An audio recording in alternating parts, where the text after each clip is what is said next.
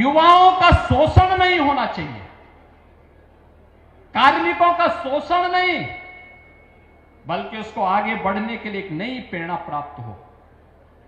एक नई स्कीम युवाओं के लिए चलाई गई, सीएम युवा उद्यमी स्कीम। कोई भी युवा अपना स्वयं का स्टार्टअप स्थापित करना चाहता है तो स्टार्टअप के लिए सरकार ने व्यवस्था बनाई है और बनाने की व्यवस्था की है कि पहले चरण में हम उसको चयन करेंगे, चयन करके उसको प्रशिक्षण करवाएंगे, 5 लाख रुपए तक क्या लोन गारंटी मुक्त देंगे, ब्याज मुक्त देंगे, यानी ब्याज भी गारंटी भी सरकार देगी। और मुझे बताते हुए प्रसन्नता है कि 70,000 से अधिक युवाओं ने अब तक इससे लोन ले लिया है, जनवरी से लेकर अब तक। हमें 1 लाख युवाओं को देना था, 70,000 अभी पूरे हो गए। अगर वह मूलधन जिसमें मार्जिन मनी 10% सरकार दे रही है और बाकी पैसा वह समय पे वापस करता है तो अगली बार उसे 7.5 लाख रुपए गारंटी मुक्त और ब्याज मुक्त प्राप्त होगा। तीसरी बार में हम उसको 10 लाख रुपए की सुविधा देंगे। यानी धीरे धीरे करके हमारा युवा जॉब सीकर नहीं, प्रधानमंत्री जी के विजन के अनुरूप जॉब क्रिएटर बन करके नए नए लोगों को रोजगार और नौकरी देने की सामर्थ्य अपने आप विकसित करेगा। ये कुछ मॉडल हैं और यह मॉडल हम एग्रीकल्चर में भी लागू कर सकते हैं। भारतीय और हर सनातन धर्मावलंबी अपने किसी भी मेहमान के साथ, किसी भी अतिथि के साथ जुड़ता है तो गिफ्ट स्वरूप कुछ देना चाहता है तो हमारा प्रयास होना चाहिए कि हम स्वदेशी वस्तु को ही उन्हें गिफ्ट के रूप में प्रदान करें। आप किसी के घर में जाते हैं,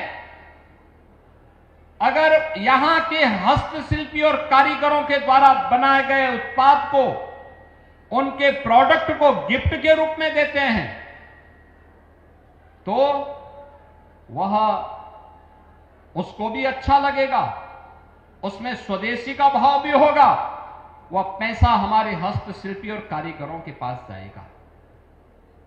हम यहां मथुरा में हैं, मथुरा में किसी से मिलने के लिए जा रहे हैं, दीनदयाल धाम में बने हुए गौ उत्पाद को अगर हम किसी को गिफ्ट के रूप में देते हैं तो उससे उसका लाभ ही होगा।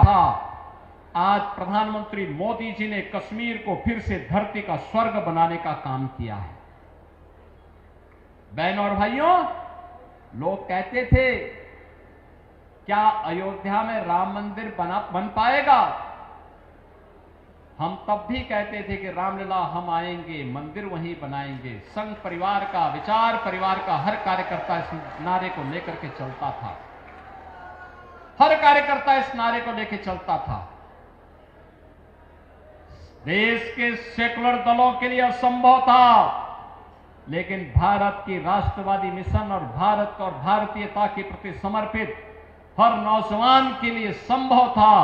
और मोदी जी आए, डबल इंजन की सरकार आई, अयोध्या में भगवान राम का भव्य मंदिर का निर्माण भी हो गया, रामलला विराजमान भी हो गए।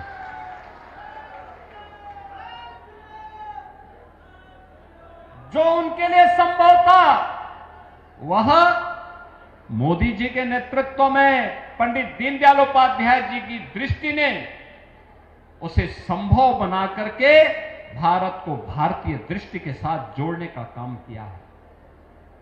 बहनों और भाइयों, आज जब इस स्मृति महोत्सव के साथ जुड़ने का सौभाग्य मुझे प्राप्त हो रहा है,